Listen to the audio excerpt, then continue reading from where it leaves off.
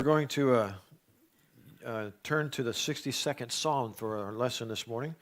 And I've added, I was going to start at 5 originally, but as I worked through more this weekend, I decided we're just going to read the whole thing, which is just adding a few verses in the front. Nothing, and this is a psalm written by David, so keep that in mind as we read. We'll talk about that in a moment. For God alone my soul waits in silence. From him comes my salvation. He alone is my rock and my salvation, my fortress. I shall never be shaken. How long will you assail a person? Will you batter your victim, all of you, as you would a leaning wall or a tottering fence? Their only plan is to bring down a person of prominence. They take pleasure in falsehood. They bless with their mouths, but inwardly they curse.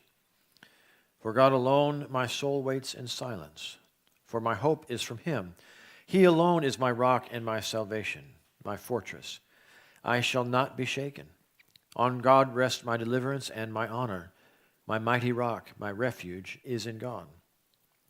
Trust in him at all times, O people. Pour out your heart before him. God is a refuge for us. Those of low estate are but a breath. Those of high estate are a delusion. In the balances they go up. They are together, lighter than a breath. Put no confidence in extortion, and set no vain hopes on robbery. If riches increase, do not set your heart on them. Once God has spoken, twice have I heard this, that power belongs to God. And steadfast love belongs to you, O Lord, for you repay all according to their work. May God add his own blessing to the reading and hearing of his holy word.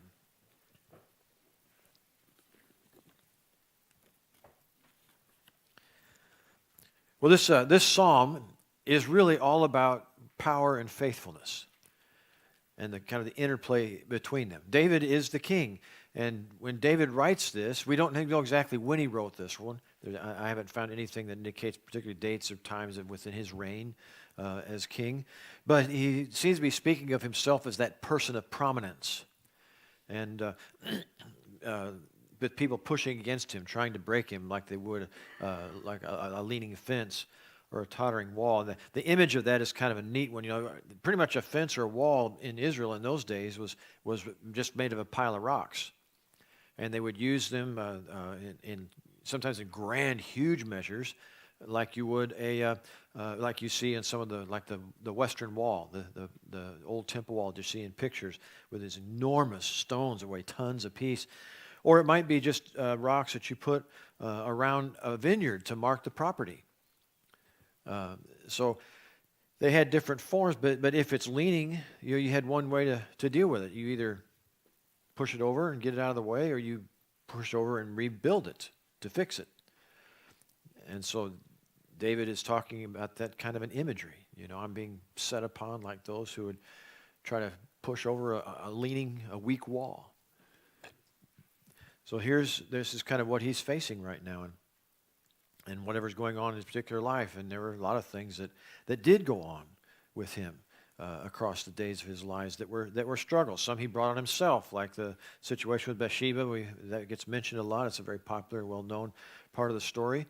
And then you also have other things. You know, in his later years, as he took more control over the country. Some of the things we don't talk about as much are some of the political struggles that happened in Judah and Israel. They were still a unified country, but somewhat divided by geology and region and so forth. But as he tightened his grip on his reign, he did that sometimes by taxes and sometimes by conscription, by forcing people in the military to fight battles that people didn't always understand why, and it created tension. And it led eventually to his own son Absalom rebelling against him. And for a time, David was forced into exile out of the country before he was able to gather his own loyal soldiers back and re-enter the kingdom and take his throne again.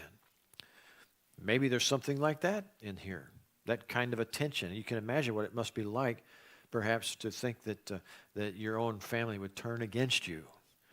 And that would be quite a thing for David to face. So he's talking about then, even though he knows that God is his rock and his refuge, here are circumstances, situations in his life that make it difficult to stand up to what he's facing. And we feel that way sometimes. We have situations in our lives that do that to us. Whether we face struggles at work, struggles within our family, struggles with health, or other kinds of relationships, sometimes with friends, or there are all kinds of things that can cause trouble. And we look at these and we try to figure out, how do we deal with them? And as the psalm goes on, as the words continue, we see some things that David talks about a little bit as he kind of sets a context for the truth that comes down through the psalm also. The idea that some people are of very low estate, aren't worth more than a breath. The people of high estate are nothing more than a delusion. It's an interesting idea, isn't it? I love the imagery of that. When you put them in the balances, they go up. I had to think about that a second. Of course, once I realized it, then it goes, oh yeah. But when they weighed things in the market, you used a scale. And so in the balances, you can put the people who think they're of high estate, and David has to include himself in that, and you can put the people of low estate, the people who have nothing, the people who we look down upon as kind of the refuse of society perhaps, or of our community. You put them all on the same scale, and together they're lighter than a breath. Lighter than a breath even, I think that's part of the imagery, because the same word that is breath in Hebrew and Greek both actually is the same word that is spirit. And when you think of the Spirit of God and the importance of that and what power that carries, then it makes sense, doesn't it? In the balances, people are nothing. What matters is God. This is about power and faithfulness. David, as a person, as a human in the world, was incredibly powerful. His reign fell into a time that was very unique, because it was a time when the other countries above and below, like Egypt and Babylonia and those other great nations, even the Phoenicians and so forth, they had all kind of hit a point of weakness. And David was able to conquer or threaten to control all of the lands around him, the Edom, the Amalekites, and others, and he had basically built an empire. He had people paying him tribute. He was in this unique spot. He was a person of immense importance in that day, and continues to be in our own sense of history and heritage of our faith. He was that person of prominence.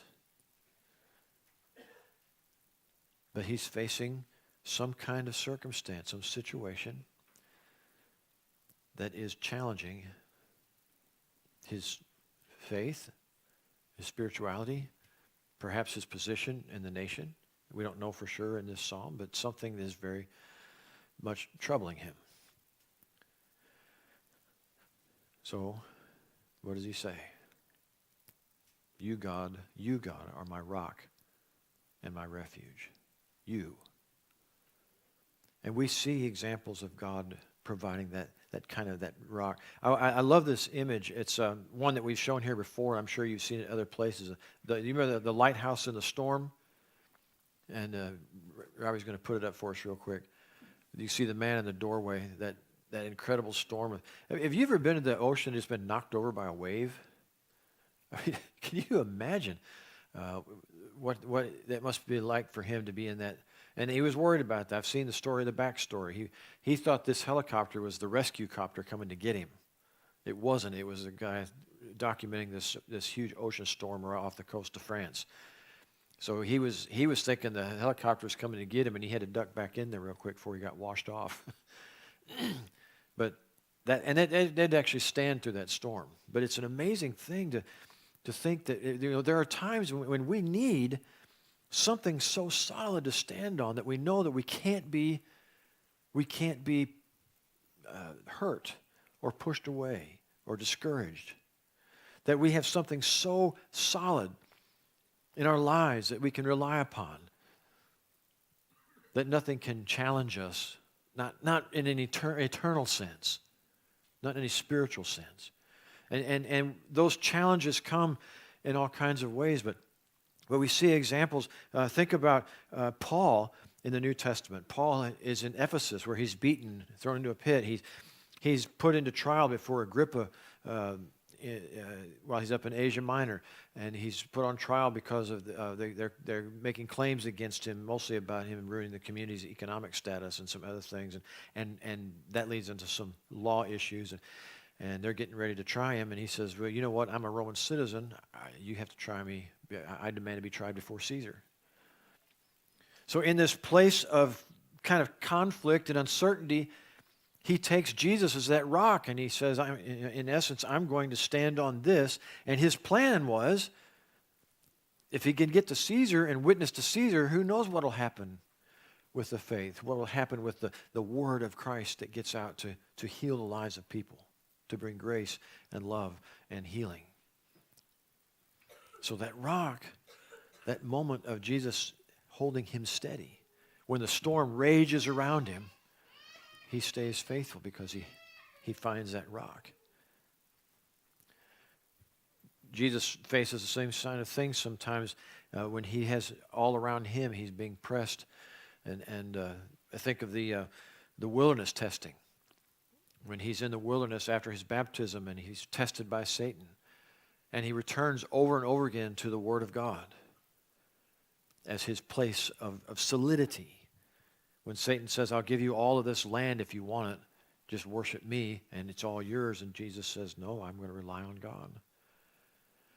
And when Satan says, take the rock and make bread out of it, and Jesus says, no, I'm not going to do that. I'm going to rely on God's strength.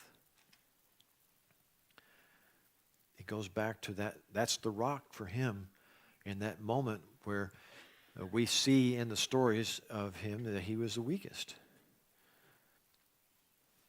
Now, some will say when he goes to Gethsemane and prays before the crucifixion, that might be more of a refuge. I would say, no, I think that's a rock time, where he goes, he has the swirling of fear and uncertainty and of how he's going to be treated and the promise of crucifixion ahead of him. And it sounds like a refuge where he goes off to pray, but I think that's more where he's landing on the rock and saying, whatever you want, God, I'm here to do your will. Here's what I want, but I'll follow your will and do what you ask. That's finding your feet on the rock, I think. The rock is an important aspect for us to remember when we face circumstances that are beyond our control, when we face times that challenge us and push us and force us into places of not just discomfort, but sometimes of danger of various kinds, spiritual or physical, whatever. We stand on that rock because that's a rock that is rooted in eternity. It's not temporary. It's there forever and for everything. David says sometimes there's a place of refuge. You're my rock and my refuge, and that's a whole different thing. Now, I love this picture, the one that Robbie had up about with the fortress, and that's in Bulgaria. He told me that this morning. And by the way, that's not a cave. It's actually, did you see the picture? The picture, that wasn't actually a cave. You'll see it up again in a minute. It was, they built a wall. It was like a door in the wall. But that's where the road goes. After church is over, I'll bet you he'll show you the picture on the screen. You can see it like really close. And that goes for everybody. We'll just go back and talk to Robbie after church. But the refuge is a kind of a place of rest. It's a place to get away where you're safe. I think of Psalm, the 23rd Psalm. You lead me beside still waters. That kind of a place. The sheep are always prey for anything, right? Because that's their nature. They're not big fighters. So when they take time to get water, they're at a place of. They need to be a place where it's peaceful and safe, and even the water being still is important because where they find water, sometimes they find it in storms in the desert, and the water's not always still.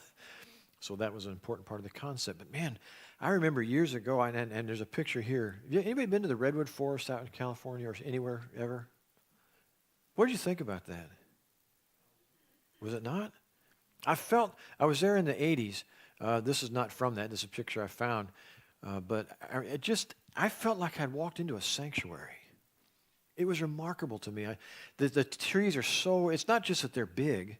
I mean, you can't, big is so understated. And it's very quiet because the branches, this would be a relatively young, and I think it's a mixed forest in this picture, but where I was, the trees are so immense, all of them, and the branches were so high up that you really didn't hear many birds. There was not really good places for them to nest down lower, so it was very quiet. And the cover of the trees kept the undergrowth down, so it was really kind of clean, and you could see through so nicely. And it just seemed like a place of reverence. These enormous, enormous trees that were around. One had kind of fallen, and it was on a, you know how they'll catch on other trees and they lean up. We could walk up this tree, I don't know how many, probably 2 or 3 stories worth of height, and 3 of us could stand side by side. I'm not sure it was real smart, but we did it. Actually played hacky sack up there till we dropped it. But just that feeling of place, it was just felt peaceful and restful. And sometimes we need that refuge, that sense of, man, here is a place where I can just be okay. And all the stuff that swirls around us, all the stuff in our lives, the pressures of getting, everyday things of getting bills paid, making sure there's food on the table, of doing the job, of making sure that everybody in the family's happy, or whatever's going on with us, whatever pressures we face, whatever, we're not sure what the doctor's going to say about this, and maybe you've got a parent to take care of, or so you've got a child to take care of, or all kind. We live it. We live the life. There's always something going on.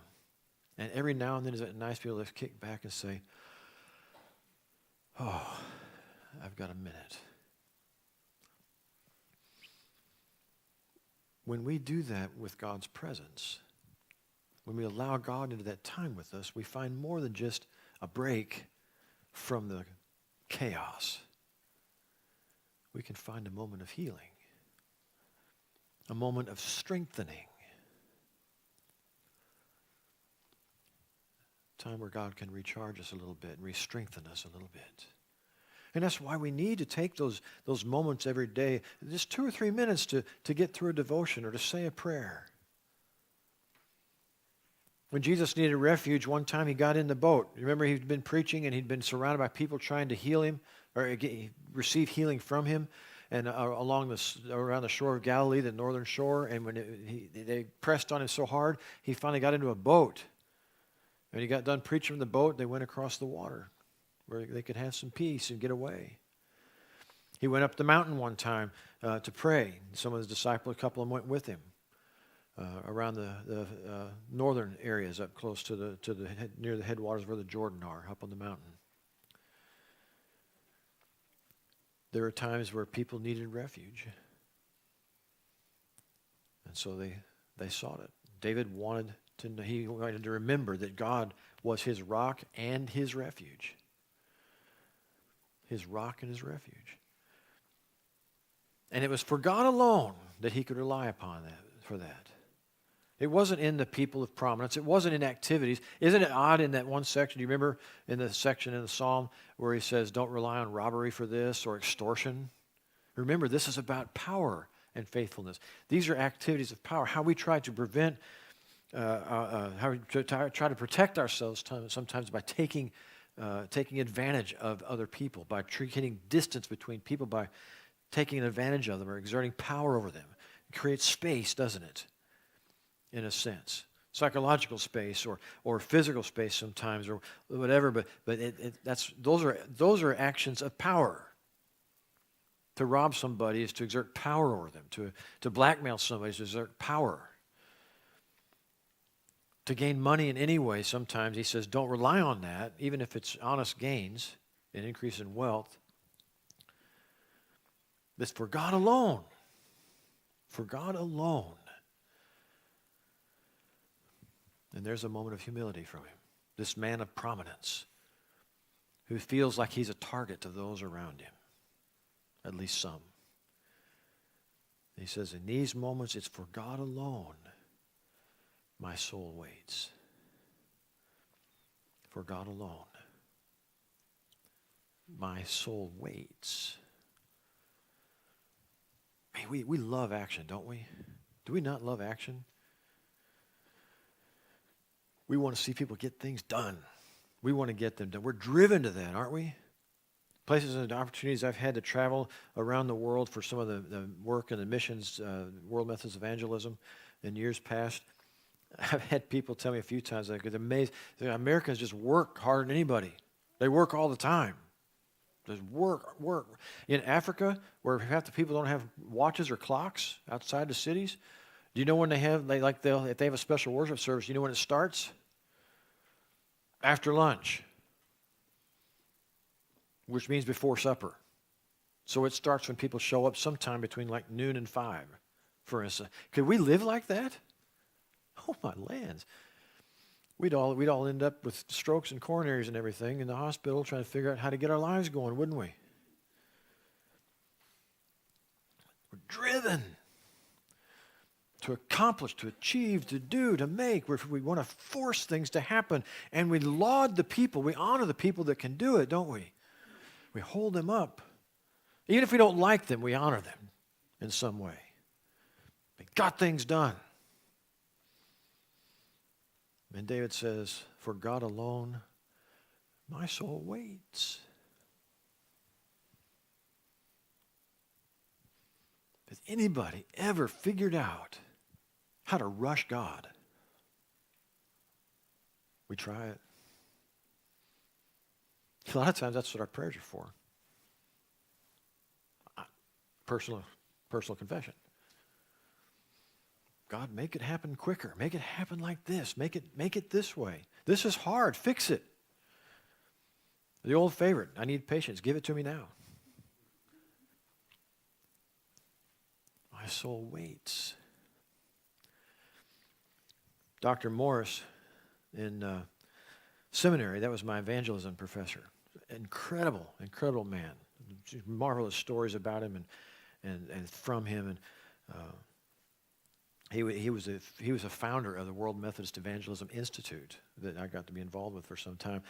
And he would talk about, when you're a pastor, you've got to understand this balance. And I think it's something we try to learn our whole lives. And the balance is between working and waiting. Sometimes it's time to work, and sometimes it's time to wait. How long were the Hebrew children slaves in Egypt? 400 years. Does that seem excessive? God had a deal going. He made it work the way he wanted to, and no one could force that. You can't rush God. It's frustrating sometimes, isn't it? But he is the rock, and he is the refuge. And we just got done looking at all these other options, these people who are weak, people who are strong, ways you can force money out of folks, force power. You can do all those things, but it doesn't matter. Because in the balances, they're not worth anything. So, on God alone, my soul waits. Have the patience of faith. This is my request. This is my suggestion, my hope for me and for all of us. Have the patience to let God be at work. Have the faith, the trust in God